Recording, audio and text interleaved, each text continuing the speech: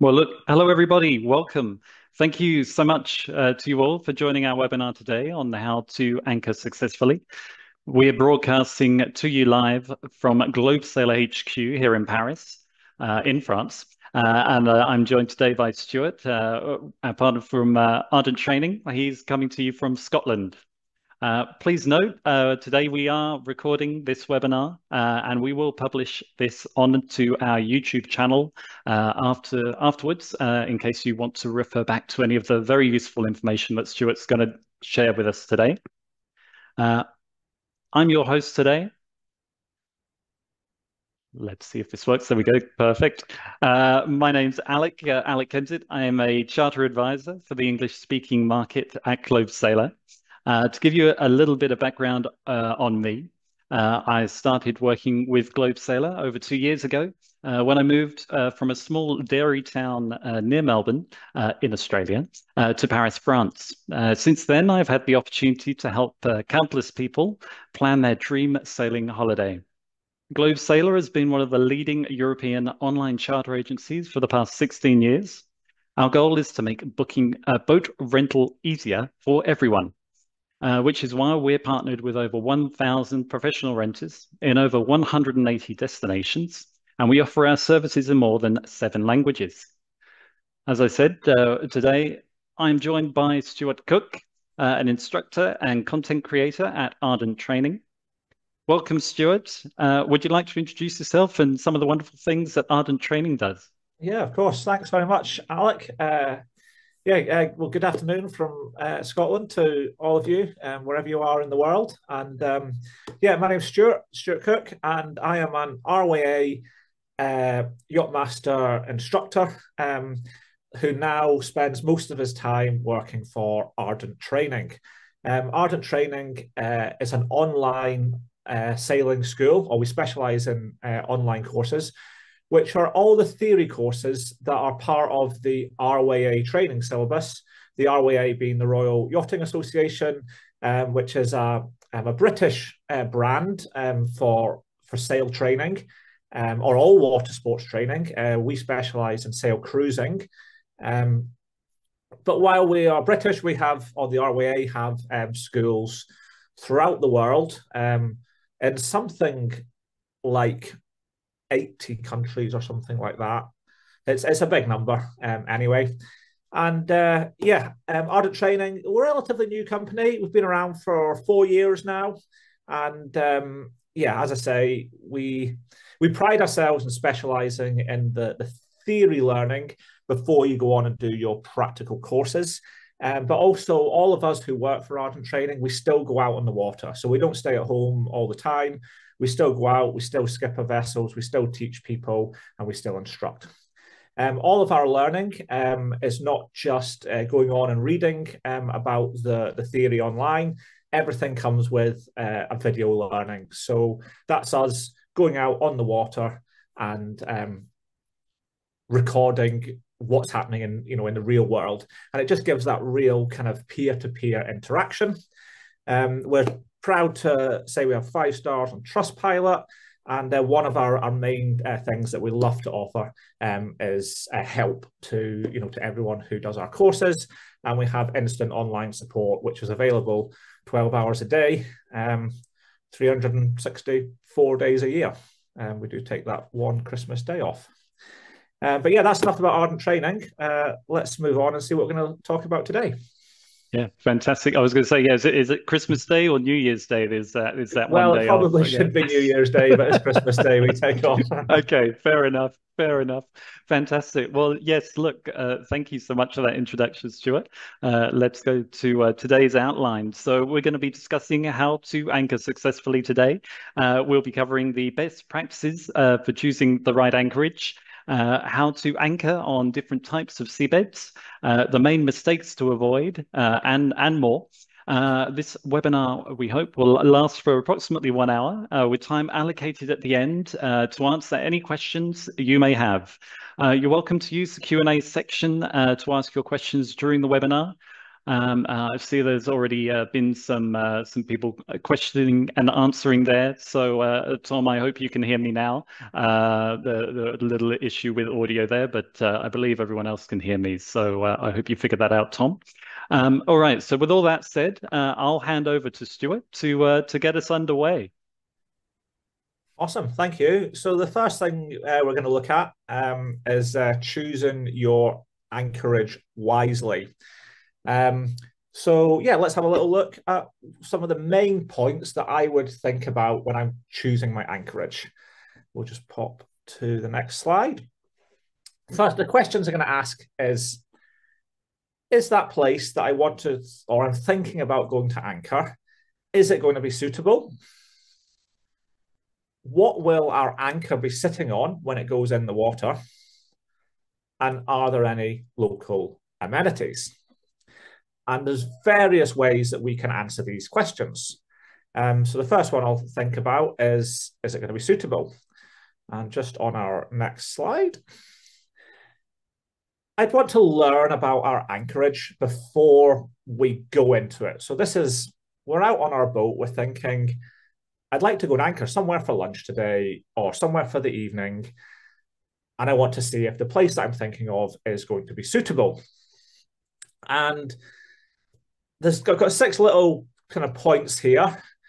And there's many things that we can think about, but these are certainly some of the major ones that we should consider before we even take into account what the weather's doing. Now, the first is, what shelter is that anchorage going to provide? If it's just a straight coastline, then even if the wind is sheltered from the wind, we may still be getting waves or swell acting up our coastline. Whereas if we've got a nice big large bay that we can kind of get our vessel into, that's going to be giving us much more shelter.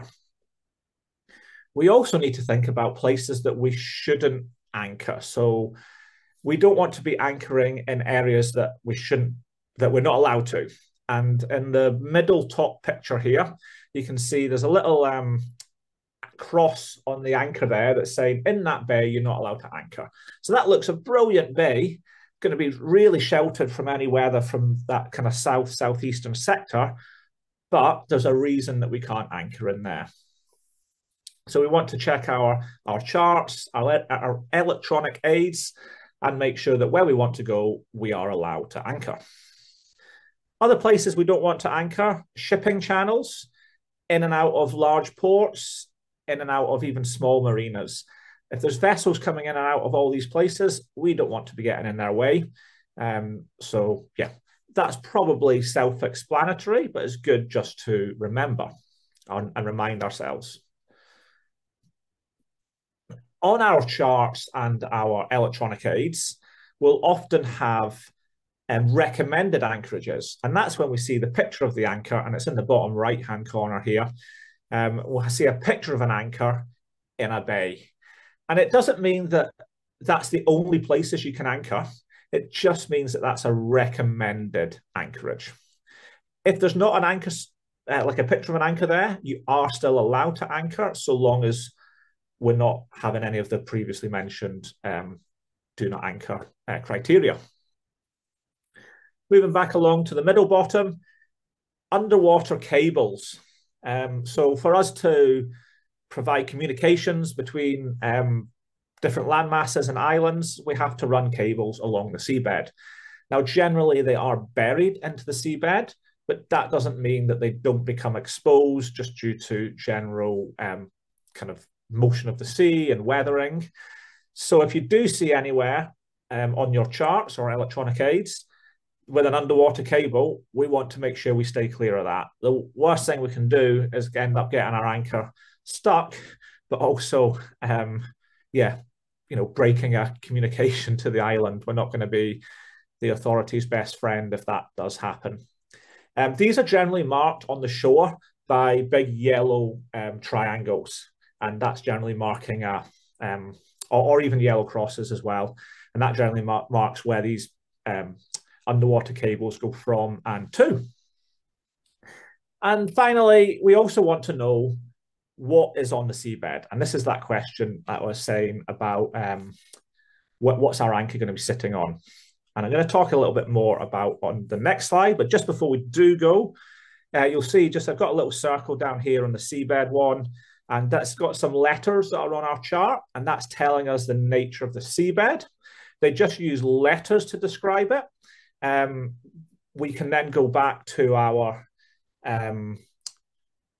chart abbreviations, or kind of press the buttons on our chart plotter to find a little bit more about it. But this one is probably really hard to see, but it's a capital S and a capital M. That stands for sand and mud, which is actually quite a good anchorage. And we'll learn about a little bit more about that on the next slide. Various different types of seabed that you can get. These ones that are shown on the right-hand side of the screen here, they just give an indication of what you might find on the seabed. Rock, sand, mud, weed, kelp.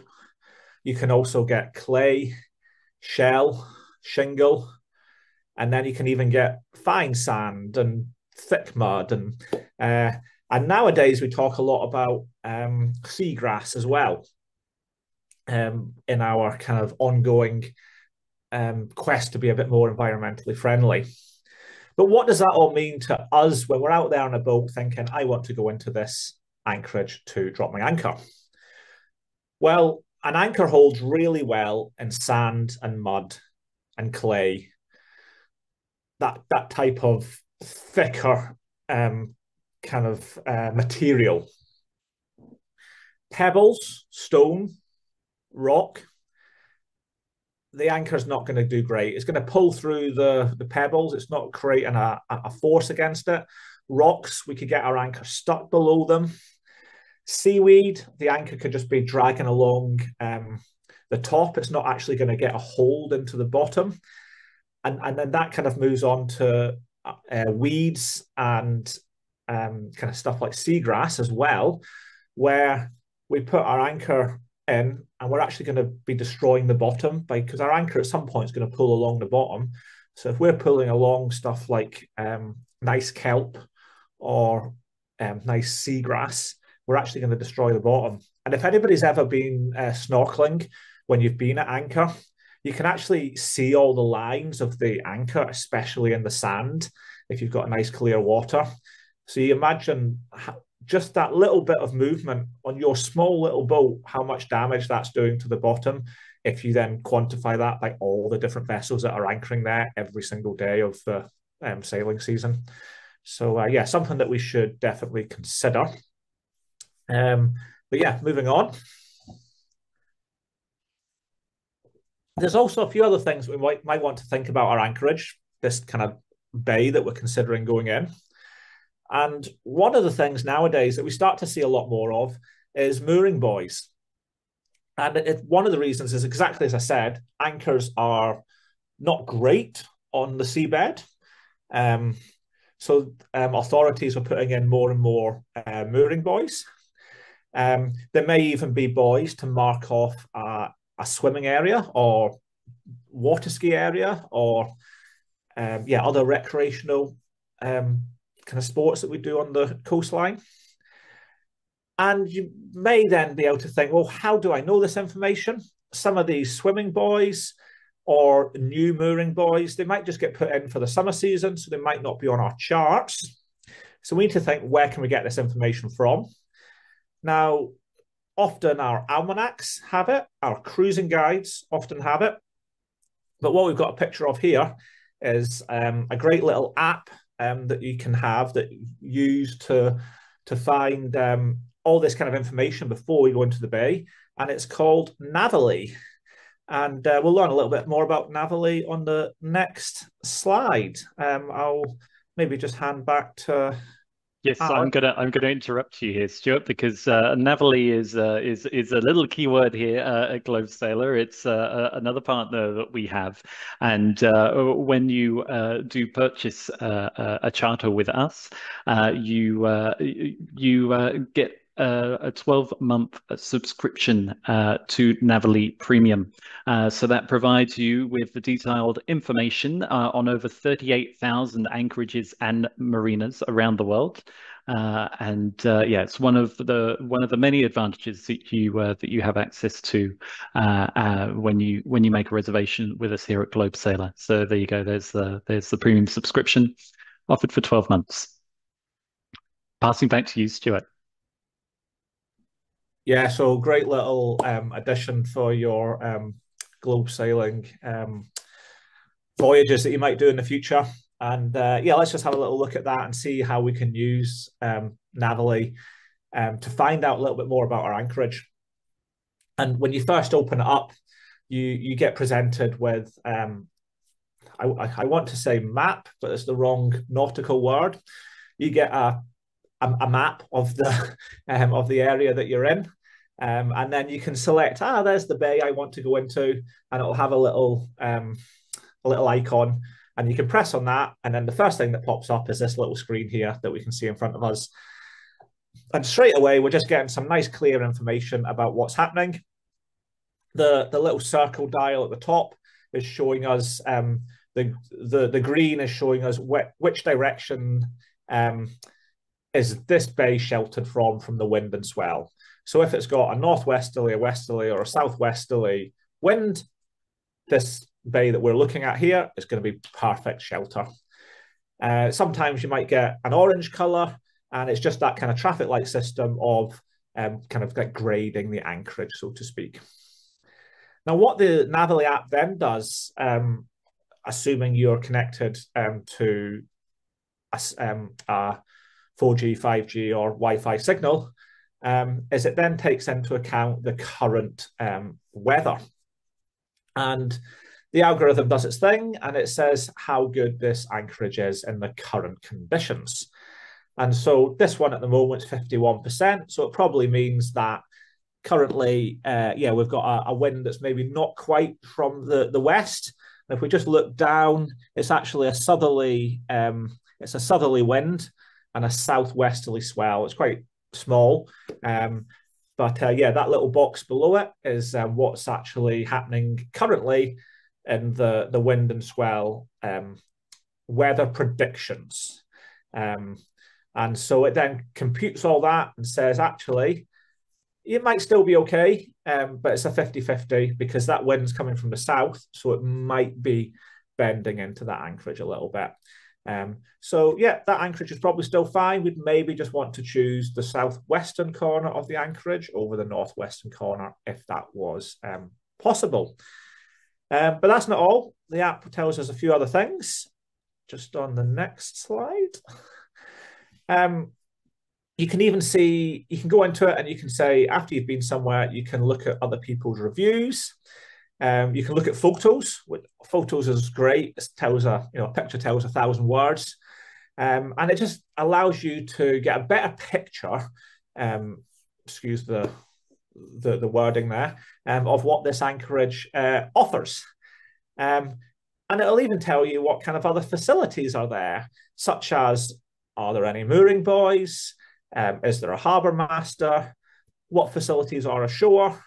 Can I go ashore and get my my supplies, your bread and your milk, or can I go ashore and have dinner or that kind of thing?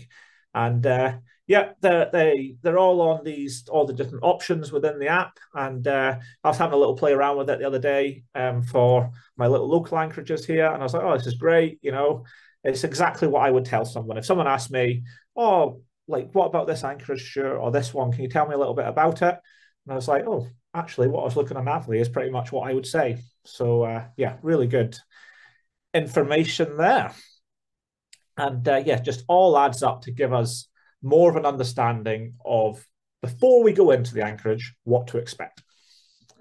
And sorry, I'm just going to interrupt you there, Stuart. Khalil's just asked about the Navily offer from GlobeSailor, asking if there's a due time for the offer linked to the 12 months premium subscription. And basically, Khalil, the way it works is that once your reservation is confirmed by the operator, you have an offer code on your GlobeSailor account, and when you subscribe or activate that offer, you then have 12 months from the date of activation. So that's how it works here with GlobeSailor. So that's there. I see people raising hands, but I don't know if that's. Oh, I can allow people to talk. Okay, Bernard, I'm going to come to you because you've got your hand raised. So I'm just going to allow you to talk. Bernard, can you hear? I think you're on. Yep, there you go. What's your question, Bernard? Yes, my question is, when I see a 51% in your example, what does that mean, right? Is everything above 80 safe, or is 50 a good value, right? So a number is a number, but when I want to stay overnight, so two questions. What's the number, and is it valid, let's say, for the next 10 hours if I want to stay overnight, or is it just for the moment?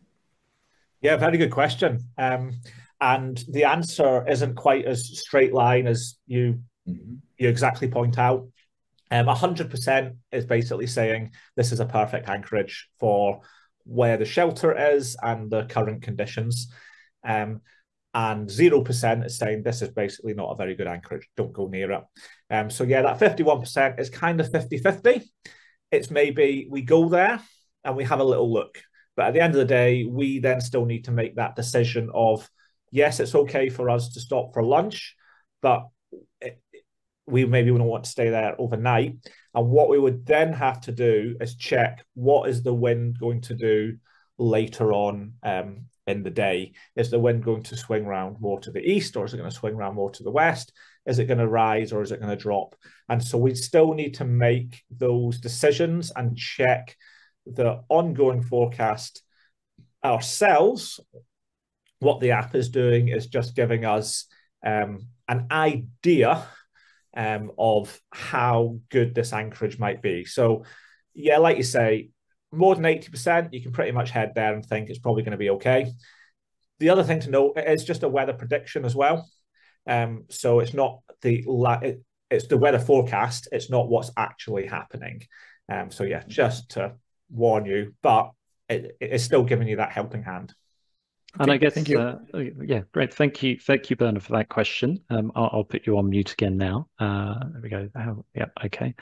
And all right, there we go. And I believe these little boxes down here, Stuart, sort of you can click on those, and that shows you sort of how the percentage changes throughout the day. Yeah, exactly. So you can see if that's better overnight or or not as well. Yeah, because if it's blowing in the opposite direction at 3 a.m., you're going to be exactly. Not very happy. Yeah. Okay. So it might be suitable for lunchtime, but maybe not for overnight. But that's where you just have to check what's happening later on. Yeah, for aperitif and sunset, and then we'll see what happens. Yeah. Okay.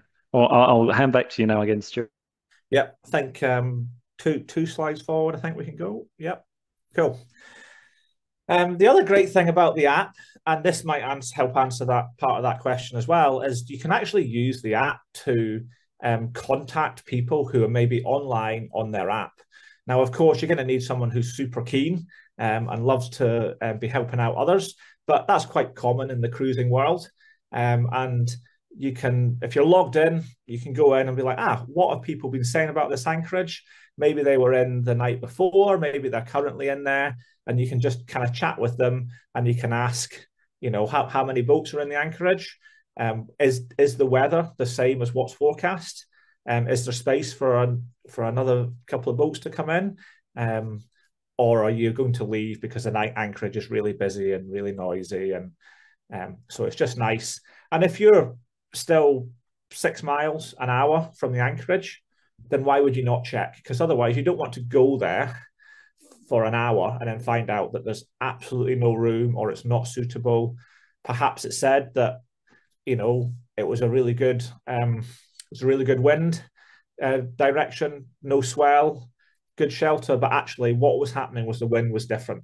And so this just allows you to bring that live reading into it, and that's coming from other users.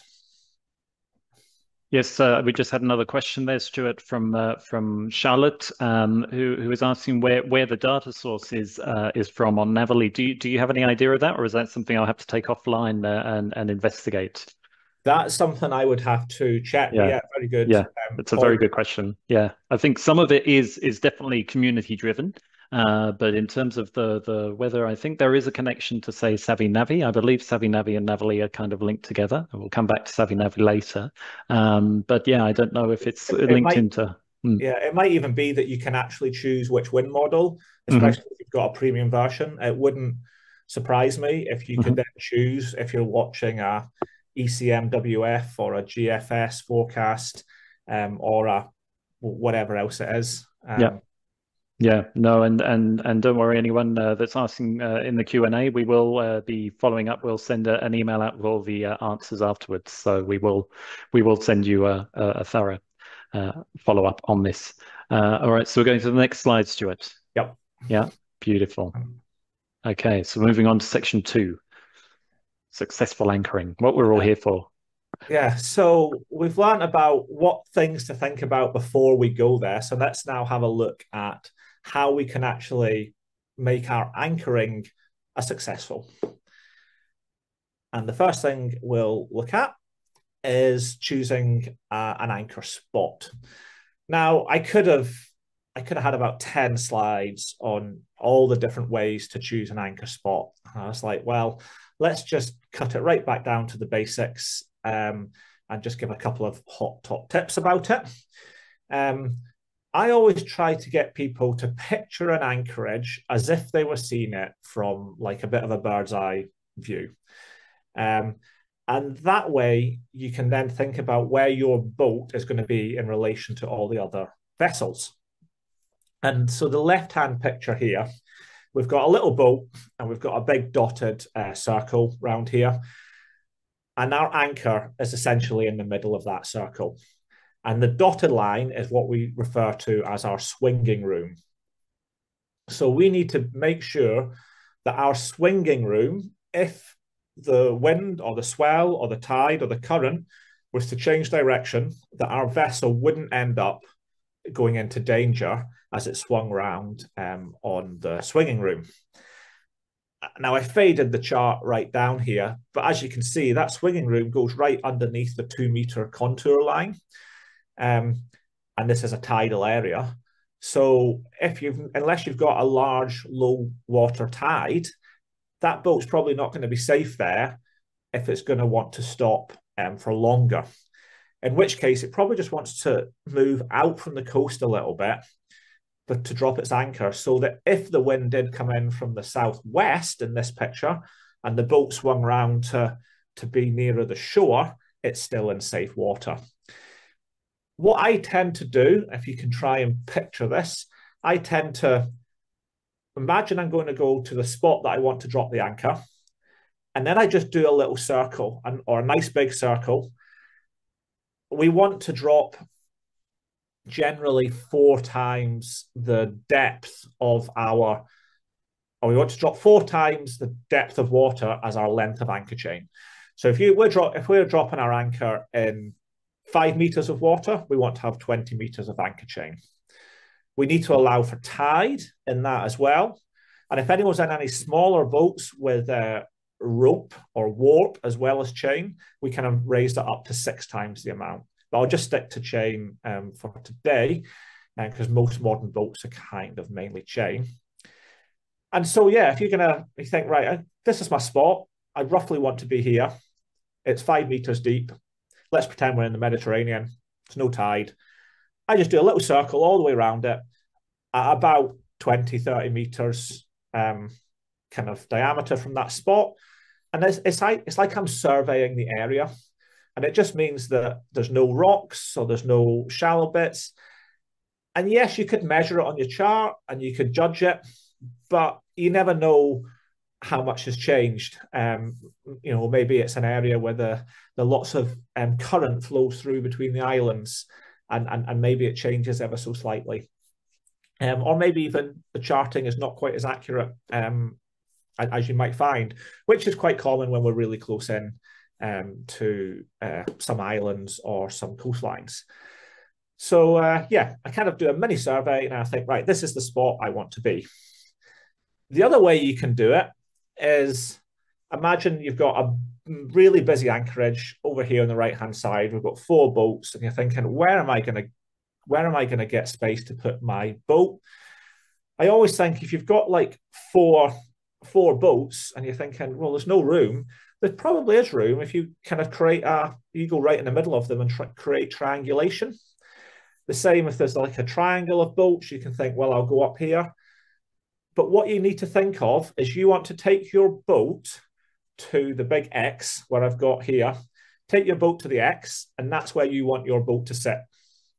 You then go forward, roughly the length of anchor scope you're going to put out. So if we're talking our 5 meter depth to 20 meters of chain, go forward 20 meters, so almost 2 boat lengths, then drop your anchor, and then reverse back on that. And what that does is it sits your boat bang smack in the middle. What I quite often see is people would think, I want to be in the middle of all these boats. So they go to the middle and then drop their anchor. And then by the time they sit back on their anchor, they're actually become very close to the other boats. So I guess in all this, I'm just trying to say, think about where your boat will be after you've dropped your anchor. Sometimes if there's not much wind, we might stay really close to where our anchor is. But as soon as that wind picks up, we will stretch that anchor chain out. So we do need to think about that full circle. Yeah, next. The other things we want to just make sure before, so we've decided we've got our spot, we know where we want our boat to sit. Just before we go forward to drop the anchor, we just want to make sure that all our crew are ready. They all know what's going to happen. And we also just want to make sure where we're dropping our anchor. So we've already decided that our seabed is going to be suitable for this bay. Otherwise, we'd probably not come in here to anchor. But as I say, we don't want to be dropping our anchor on top of some of the seagrasses or weedy patches that are around. Now, sometimes the water's beautiful and we can see the bottom and we can just look over the side and be like, perfect. Here's a sandy patch. Let's drop our anchor in here. The sand will hold much better in the anchor, and the anchor will hold much better in the sand, and we won't destroy all the weeds. Sometimes the water's not as clear, especially if it's deeper. And this app, Donia, it does many things, but it's specifically made for choosing suitable anchorages. And it, as you can see from the pictures, it does show you, it gives you the wind and stuff as well. But the main thing we want to use this app for is to see what is actually happening on the seabed.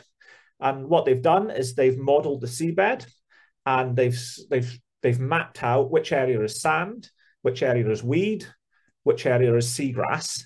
And the main reason behind it is to not be anchoring on the seagrass and the nice kelp, which are important to our ecosystems that we, of course, we don't want to destroy.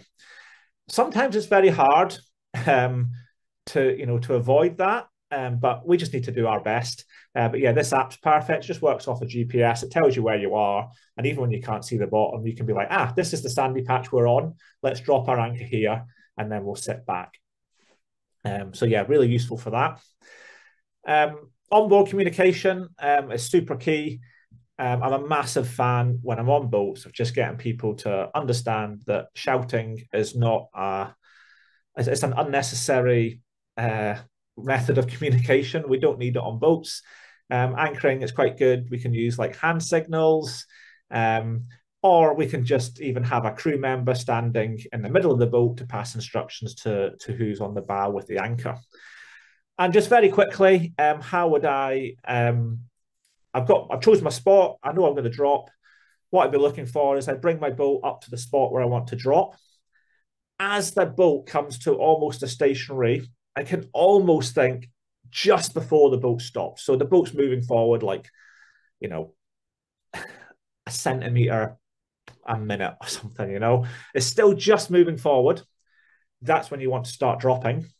The reason being, if you can just start to drop the anchor before you fully stop the boat, then any wind that's blowing down on the bow of your boat is not going to blow the boat from side to side. get that first depth of anchor down as quick as you can. So if it's 5 meters, try and get that 5 meters down as quick as you can, whether that's pressing your anchor windlass button or taking your brake off the windlass and just letting it drop. Get that on the bottom. By that point, the helm is hopefully taking the boat in reverse and has just got the boat moving backwards enough. And then the bow person can then keep lowering the anchor out and trying to lower it out and watch the boat come backwards. What we don't want to do is lower all the chain on top of itself. So as long as the bow is moving away from that anchor spot, we can keep lowering our chain out. And then tell the helm how much you've got until you've got as much as your 4 times of the depth. Double check it. What you can then do, make your anchor off. You can just make it tight on your windlass. You could put a snubber on. You could tie it onto a cleat. Then we want to make sure our anchor is safe. So very gently pop the engine in reverse. That will stretch our anchor out and we should have a nice angle on our anchor chain. Once we've got that, our helm can give us a little bit more reverse. That will really stretch out and it'll really put the strain on the anchor and the anchor chain. We can then look to the side and pick out a transit. So that's lining up maybe a rock on the beach with a tree or something. And in theory, the boat should be staying stationary, our transit should be stationary, and the boat's not going anywhere.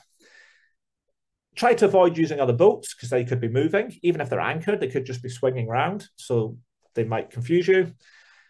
And then once you've done that, if you're staying for the night, maybe just give her a couple more revs. If you're just having lunch, you're probably okay. Let's get the engine off and go and enjoy the peace and quiet. I had one guy years ago who used to tell the clients what to do when you're anchoring like that is once you've anchored, leave her in reverse at 1,000 RPM, open up your fridge, pour yourself a drink, sit in the cockpit, enjoy your surroundings. What's happening is you're really digging the anchor in. So you're 100% sure that anchor's safe and you're charging your fridge. So it keeps all your stuff cold. Do that for 15 minutes and you're golden. And yeah, I would always, I look at a lot of people, they'll dig the anchor in and they'll just be like, I've done it. You really want to just make sure because, and we'll kind of get to this in a minute, the best thing you can be is not worrying about your anchor once you've got it all down. Don't be afraid to, if it does move a little bit or you're not 100% happy with your position, maybe you think you're a little bit close to another boat or you're a little bit close to the shore, don't be afraid to go and pick it up, maneuver around, even if you've just moved your boat 5 meters and drop it again. You'll have a much nicer evening or even a much nicer lunch stop if you do that. And it will only take you 5 more minutes. Yeah, it's really for that peace of mind, isn't it? Yeah. Yeah, and it's interesting you talk about seagrass before. Actually, my colleagues Sophie and Vincent, they did a really interesting webinar with the Green Blue. I think it was about 18 months ago, talking about seagrass and all that kind of thing, which can be found on our YouTube channel as well. So when people come back to look at this this webinar in the future, they'll be able to see that too. Because yeah, that seagrass, it's really interesting now how many of these apps are sort of talking about all the different bases and seabeds there, and yeah, that seagrass sort of keeping that safe is becoming a very, very important thing for certainly for everyone. Yeah, exactly. I'm good for the next slide, Alec. I think I've probably already covered this. Make sure you dig your anchor in, take a transit. But also what you can do to keep it safe is you can use an anchor alarm. And a great tool for that is Navily. Yeah. I think Alec will tell us a little bit more about Navily. This is another wonderful partner of ours. So along with Navily, Navily, I had the pleasure of meeting with David and Jutta at Boot Düsseldorf, and we were able to negotiate with them a premium subscription for our clients. So for 2 months, and with that, the elite subscription, and that elite subscription gives you access to the anchor alarm. So similar idea that you activate your subscription about 4 or 5 weeks before your departure, and then you can plan your itinerary out.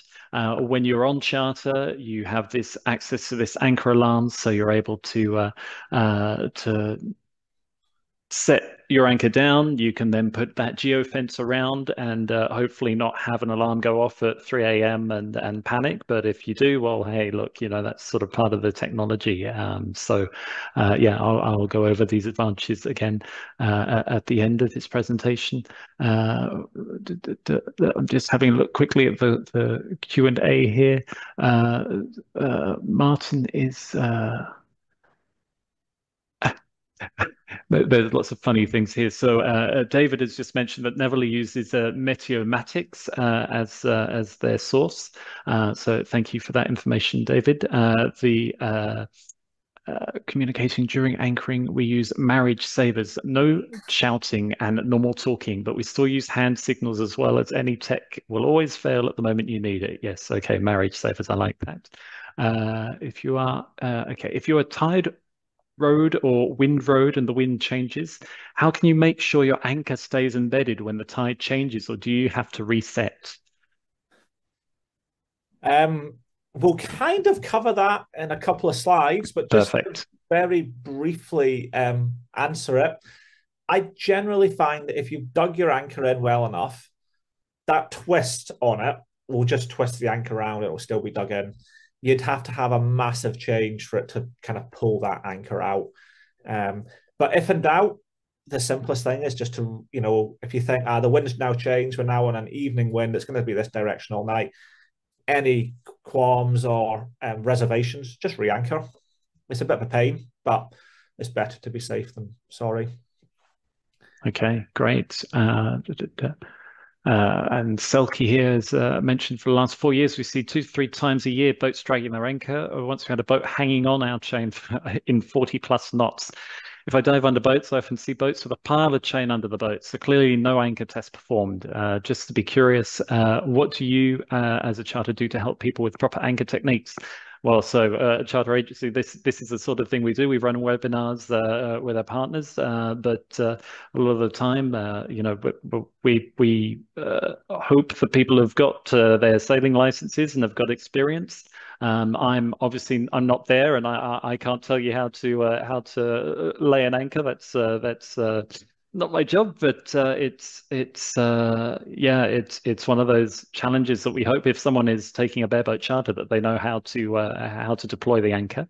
And then Richard, he's just asked how much chain and rope rode in deep water PNM advisable. This is something that comes up in another slide shortly, Stuart.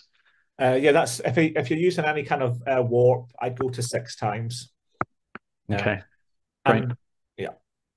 Just very quickly before we leave this slide, Savvy Navi also, now we're chatting about the seagrass. I think they now have got kind of parts of seagrass included in their app now as well, so it helps to bundle it all together. And when you do switch on your anchor alarm, the key to getting your anchor alarm right is to press the button as you drop the anchor. If you wait until you've sat back on your anchor, you're 20, 30, 40 meters, 50 meters out from where your anchor is. And so if the wind changes 180 degrees, your anchor alarm is going to go off when actually you're perfectly safe. Sorry, you wouldn't believe the wind that I've got in my office today. A very strong westerly going on behind me here. Cool. I've just got 3 more slides to go after this one. Couple of techniques that are kind of anchor additions. You'll sometimes see people, they'll use what's known as a buoy line or a trip line. And all that is a length of rope that is made to be the length of the depth of the water with a fender or a small buoy on top. It allows you to see where your anchor is. But the real reason for it is if your anchor did get stuck behind a big rock or something and you can't pull it out, if you pull it from the other side, because you've tied it on to the kind of like the bar of the spade of your anchor, or the hole at the the head of it, then it actually pulls the anchor out backwards. Then so it allows you to pull it out. The danger of them is they could get tangled, especially with other boats, because there's nothing wrong with another boat sitting back on top of your anchor, especially in busy anchorages. So it's more of a case, use them when you have to, when you know that it's like, perhaps it'll say there's a lot of debris on the seabed, and it will mention that in the chart or the pilot guide. Or your Navily app, it will say use a trip line because the anchors get caught on stuff. And then whatever you do, don't do what I did once. And my anchor was stuck and it was in about 7 meters. And I thought, I'll just go and have a look at it before I go get a diver. And as I was going down, I didn't balance my air properly. But when I got down, I saw my anchor and it was on the pulpit of a sunken yacht. This was in Key West, where they've obviously had a hurricane come through, sunk a lot of boats. And so, yeah, I managed to free it, but then I had water in my head and my ears for the next 2 weeks. Yeah, whatever you do, don't try and swim down on it. That's when you'd need your pickup buoy. And also catamarans, popular charter boats, especially in the Mediterranean and the Caribbean. But they do swing a lot. And so the way to stop that is, rather than having the anchor just coming from your kind of central bit of your catamaran, you can tell I'm not a catamaran sailor, but from the central kind of, not so much hull, but that body of the hull, you've got 2 lines that come down, and they come from each hull of your catamaran. So although your anchor lives in the center to keep all the weight central, the force of the anchor goes up to both hulls, and it stops the catamaran from swinging as much, and it helps to keep it much straighter. On the next slide, we can see how we can do that for monohulls as well. This one on the left, we just set 2 anchors. So most boats should come with a kedge anchor, which is our secondary anchor. So we'd lay out our first anchor, and then we'd motor our vessel up towards the opposite side and drop a kedge, or perhaps we'd even use our dinghy to do it. And the idea is to create triangulation. Stops the vessel swinging round, but it's also really good if it's super windy or you want to ride out a storm. If you're in a river or a current, and this kind of goes back to one of those questions, but I know it wasn't specifically this you were asking, but if you're in a river or you don't want to be swinging round, then you can use fore and aft anchors. Again, pop your main anchor out the front, reverse all the way back, drop your kedge anchor out the back, and then go forward as you pull in your forward anchor. And you just want to create tension between them, and essentially your boat will stay stationary. And if you are thinking, oh, my anchor is not big enough, I don't trust this anchor, it's maybe it's a small, it's too small, and it's going to be really windy overnight. What you could do is put your anchors in series. It's known as an angel. And the way I've done it is I've always just put my kedge anchor out first, tied it on to my main anchor, and then lowered that one as well. So you can still use your main windlass to pull everything back up until you get to your kedge. And all it does is that secondary weight in the anchor chain. So the first anchor still holds you, and that secondary weight just helps to pull the chain back down to the bottom, so that the force of the chain on the anchor is along the bottom of the seabed rather than up at an angle. So yeah, a couple of really good tips there for using extra anchors. Of course, if you're having to use either of these on either side, then maybe you need to go back to that first question of, is my anchorage suitable?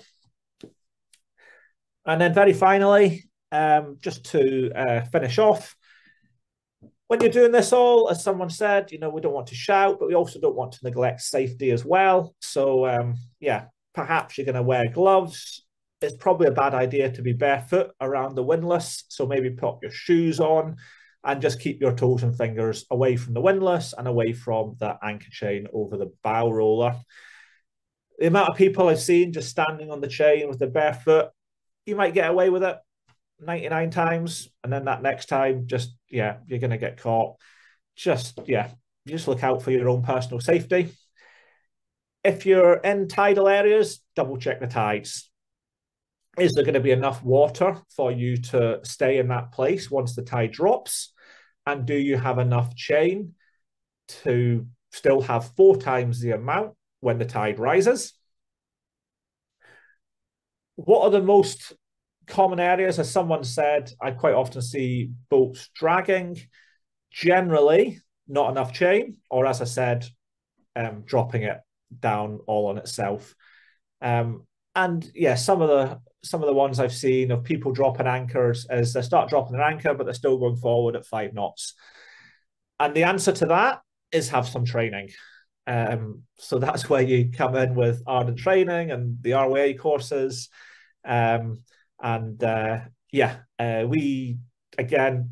We can talk about it with our online training, but that's just to prepare you to going out on the water for a practical session. And the other one is, as I say, not digging it in. The other one to consider is if you're in a quiet anchorage and there's not many people around and you're thinking it's quite windy, I'm not 100% sure if we're going to be safe here tonight. The easy thing to do to make yourself safer is let out more anchor chain. So long as your swinging circle is going to still keep you in the safe water, then there's nothing wrong with having 6 times the amount. I've been in 10 meters of water before and had 60 meters, 70 meters of chain out.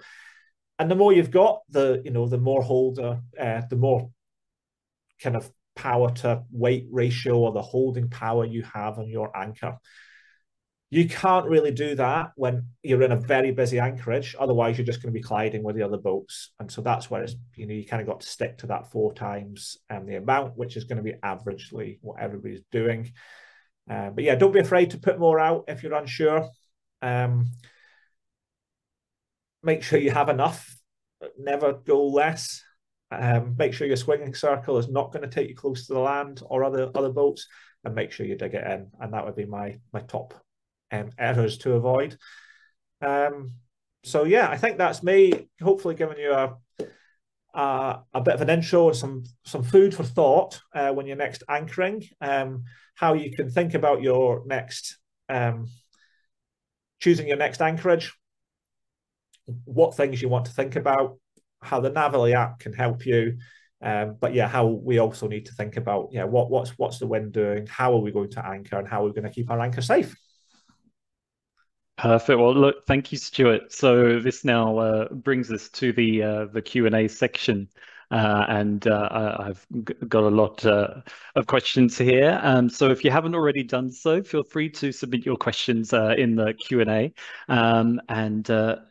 Just a quick note that if we don't have time to address your questions today, don't worry, we will be sending a follow-up email with answers to everything that comes in.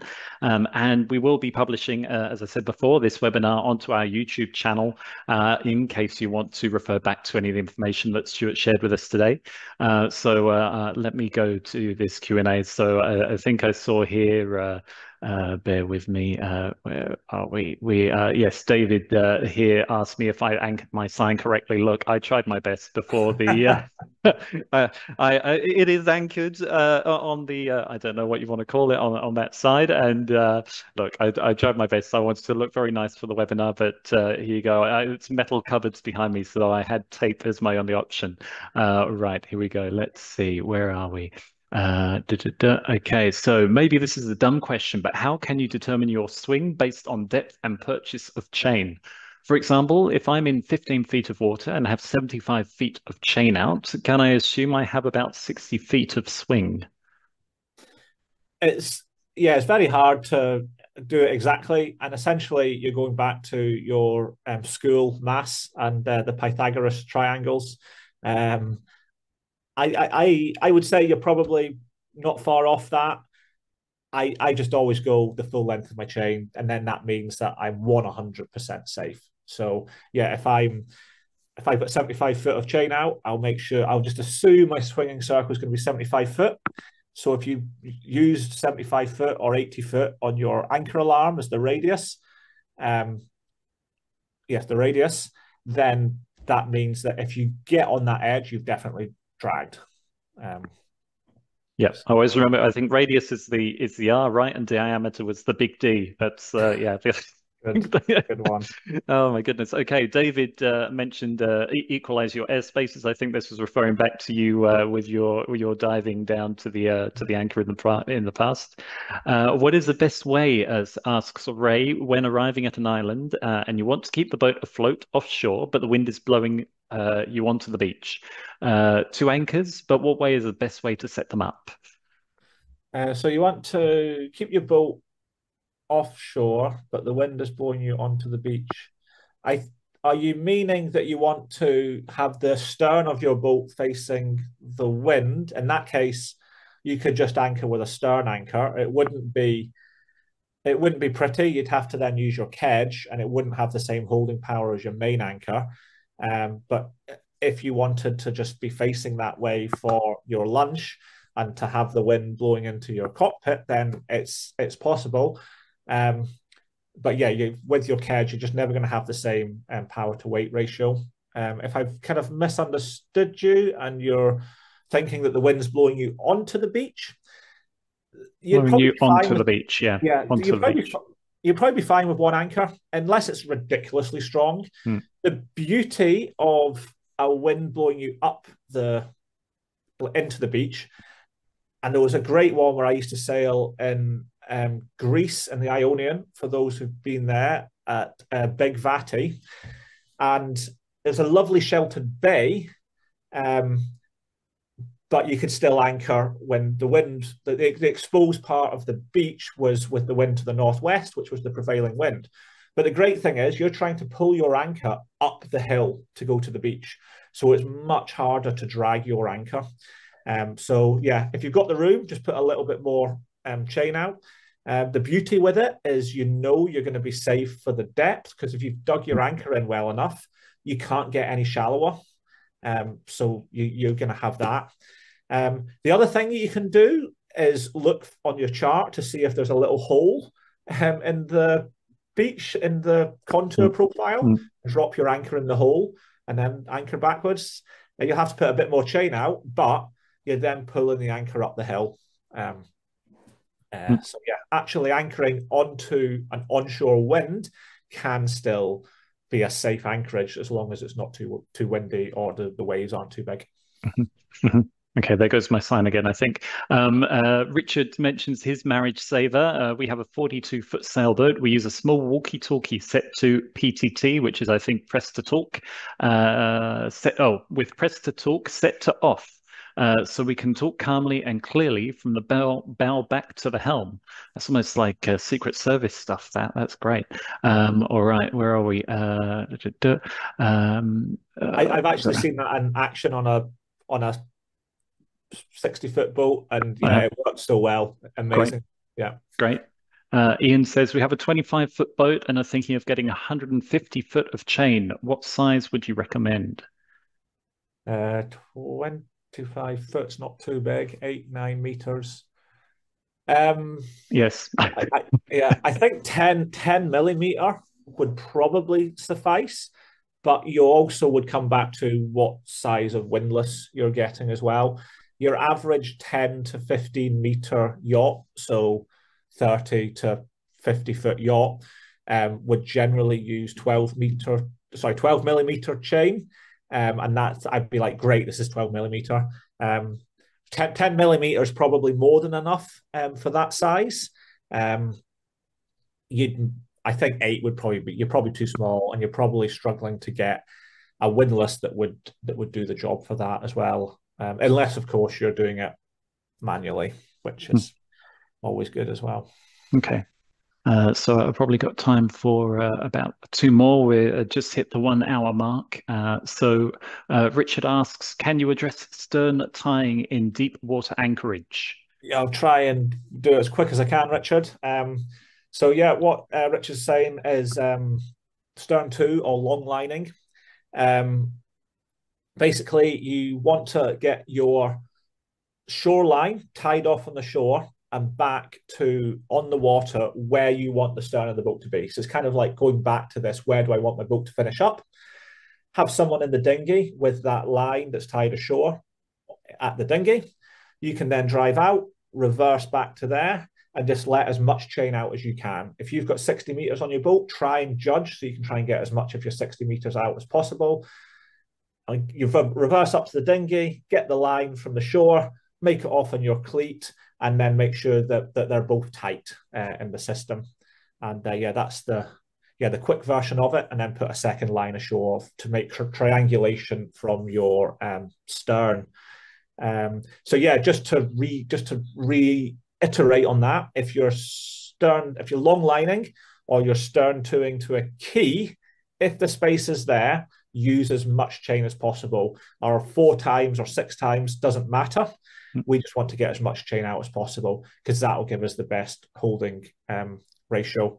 And I've been in harbours before, stern to, and yeah, a storm's come through and people haven't had enough out, and everybody's stern's hitting off the key.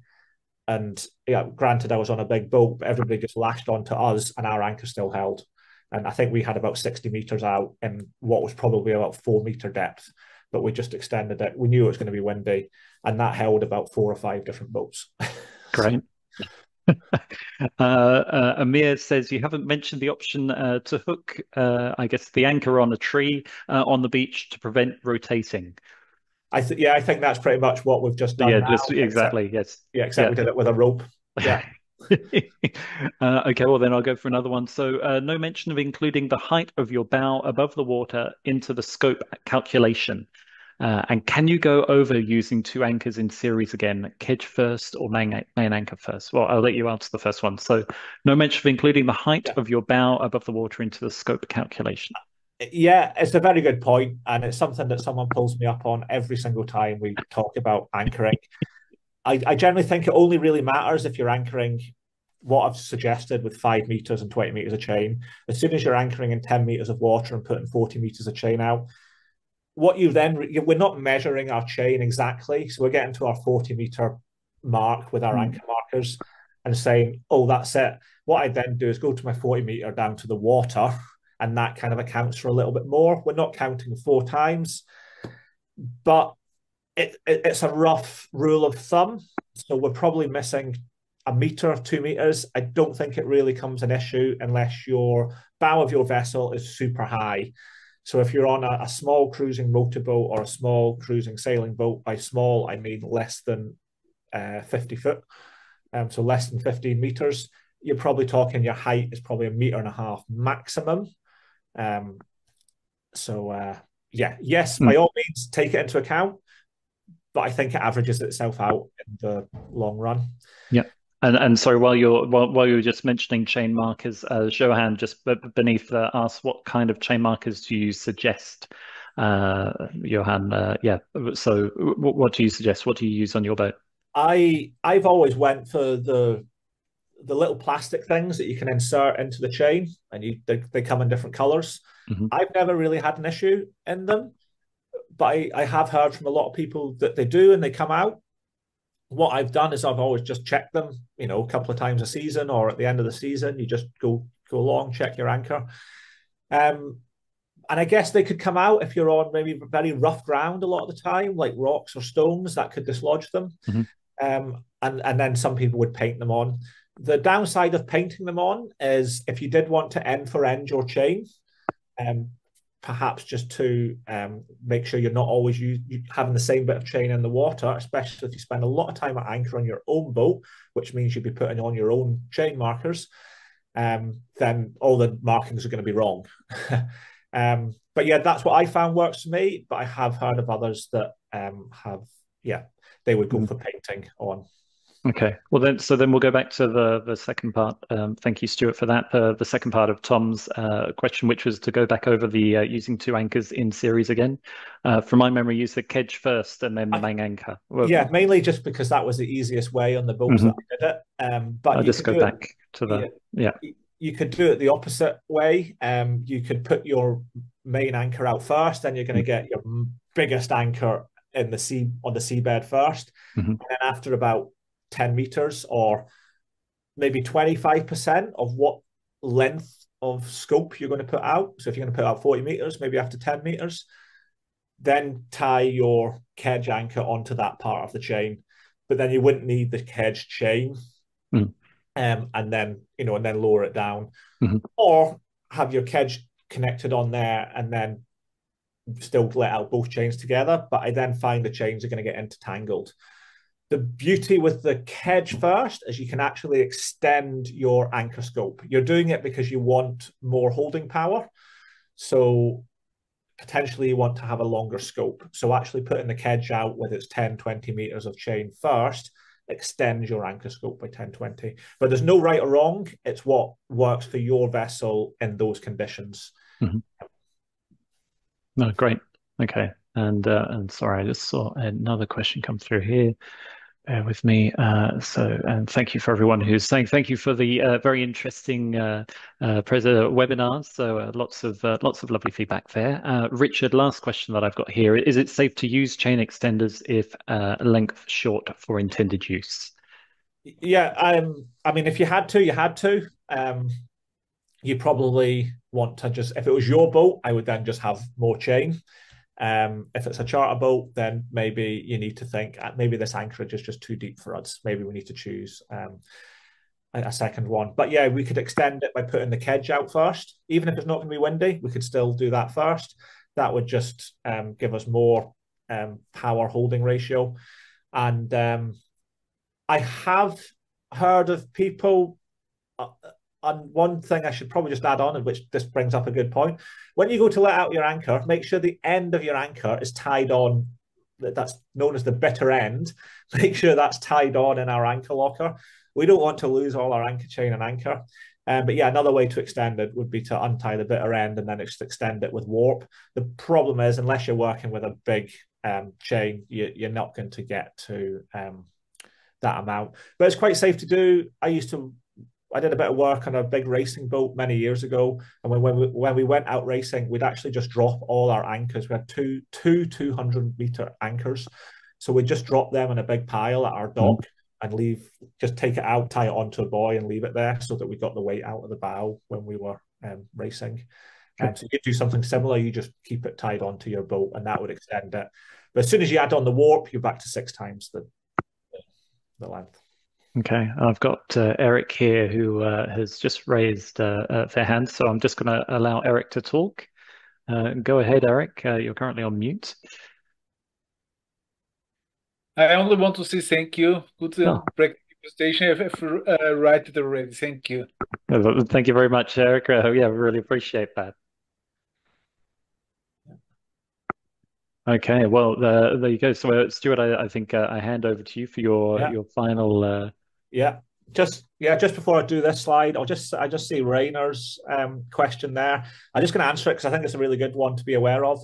When you are reversing your anchor backwards, or when you dropped your anchor and you're going backwards, just enough speed to keep the boat moving backwards. If you go too fast, then you risk actually pulling the anchor out of the bottom. So yeah, just enough speed that you're keeping control of the boat backwards. Awesome. Yeah, thanks very much. If you've got any more questions, then we'll answer them in the summary email that we'll send up afterwards. Yeah. You're also more than welcome to come to our Ardent Training website, www.ardent-training.com, and you can see what courses we offer. We currently have Day Skipper Theory, Yacht Master Theory, which are the 2 main RWA levels. And also for those that have maybe never done any learning, but they're definitely nearer the yachtmaster level, we have a fast track to yachtmaster as well, which kind of allows you to skip the day skipper but come in at the higher level. You can go on our site and you can check out our free trials. You can sign up and see everything that we have on offer. If you want to ask me any more questions about anchoring, you can contact us on instructor at ardent-training.com. And yeah, one of us, you can ask it to me or you can ask it to any of our other instructors and they'll be more than happy to answer it. Just say where you've come from. And yeah, as I say, be sure to have a look at these free trials. You know, there's no obligation to continue. If you like what you heard from me, blabbering away, hopefully giving you some useful information tonight, I'm actually back. We're doing one with Ardent Training on Monday. And yeah, all you need to do to come along is to sign up to our free trial. And then once you're into our website, in our forum, we'll share the link. And that's on Monday. So this coming Monday at 2000 BST, which would be 2100 CEST. Yep. Central European Summertime. Yep. Or 1900 UT. And we're talking about yacht stability, exactly the same format as this. We'll probably take about an hour and you can ask questions at the end. So yeah, if you do want to come and join us, we do them 3 Mondays a month, actually. Not always me, just so happens that I'm back on Monday. But yeah, thanks very much for listening to me. I really hope that I've been able to help you, give you a little bit of insight. And yeah, also just tell you a little bit about what we do at Ardent Training. One last thing, if it's okay if I just add this in as well. Please. As Alex said, this will be going on YouTube, and they've got some older ones as well. We've got a whole bunch of stuff on our channel from all our live sessions, webinars that we've done in the past as well about various subjects. So you'll find us at Ardent Training on YouTube as well. So be sure to check them out. Yeah, we'll be sure to include those links on the summary email we send out to everyone. Thank you, Alec. Thanks very much. Brilliant. Well, look, thank you, Stuart. And yeah, I'd just like to take an opportunity to remind everyone of the exclusive GlobeSailor benefits that you get. As we mentioned during the presentation, when you book a charter with GlobeSailor, you are offered access to Navily Premium for an entire year for 12 months. And I think Stuart did a really great job of explaining how useful Navily is while sailing and especially while anchoring. You'll also receive a subscription to Savvy Navi Elite for 2 months, which is essentially Google Maps, but for boats. This app allows you to stay easily up to date on all of the nautical information necessary for safe sailing, and the elite level of the subscription gives you access to the anchor alarm feature that we mentioned, so that helps you sleep a little better at night. It's very much like Google Maps now that you can put in your destination, and throughout the day you get the live updates of how long it will take for you to get there, counting in for lunch breaks and all of the changes in wind and all of that kind of thing. It's very, very good, the elite version. We also offer a 1-month subscription to Meteo Consult, which is a marine forecast app that allows you to access weather briefings for ports, coastal areas, and also the open sea.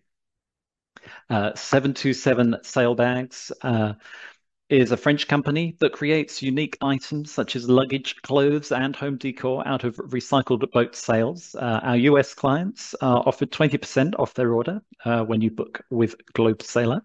And last but not least, our UK clients can enjoy a 6-month subscription to Sailing Today with Yachts and Yachting magazine. This way you can easily stay up to date with all the latest sailing news. So don't hesitate to contact GlobeSailor via our website, www.theglobesailor.com.